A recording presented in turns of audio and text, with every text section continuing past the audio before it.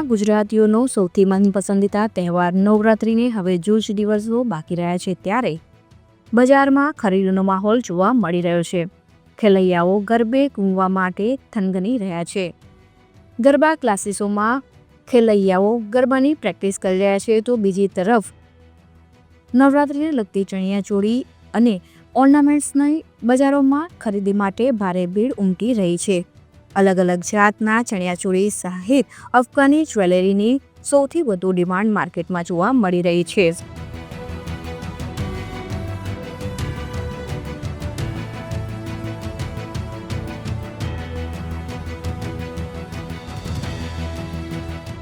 નવ દિવસ ગરબે ઘૂમવા માટે ખેલૈયાઓ હવે સમગ્ર તૈયારીઓ કરી દીધી છે. સમગ્ર ગુજરાતમાં મોટા આયોજનો હાલ થયા છે.